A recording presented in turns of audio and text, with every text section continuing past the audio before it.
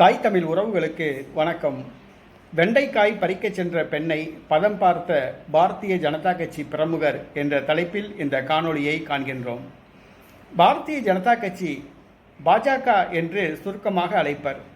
பாஜக என்றால் பாரதிய ஜனதா கட்சி அல்ல, பாரதிய ஜனதா கட்சி அல்ல, பாலிய ஜல்சா கட்சி என்று நகைச்சுவையாக கூறுவார். ஏனென்று சொன்னால் பாஜக பிரமுகர்கள் வரிசையாக தொடர்ச்சியாக பாலியல் புகாரில் சிக்கியுள்ளனர். நெல்லையில் வெண்டைக்காய் பறிக்கச் சென்ற ஒரு பெண்ணை பதம் பார்த்துள்ளார் பாஜக பிரமுகர்.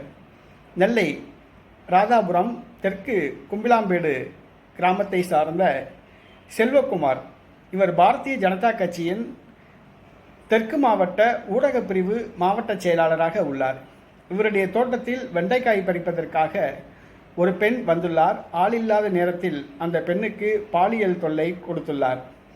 பாஜக பிரமுகரிடமிருந்து தப்பித்து சென்ற அந்த பெண் காவல் நிலையத்தில் புகார் கொடுத்துள்ளார்.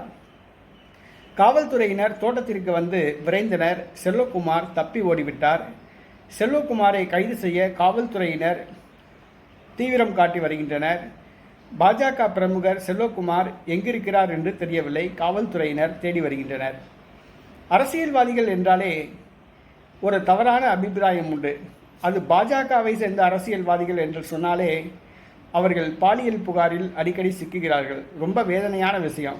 இந்திய நாட்டை ஆளுகிற ஒரு கட்சி, இந்த நாட்டை ஆளுகிற ஒரு கட்சி, அந்த கட்சி பிரமுகர்கள் இப்படி அடிக்கடி பாலியல் பிரச்சனையில் சிக்கிறது ரொம்ப வேதனையாக இருக்குது.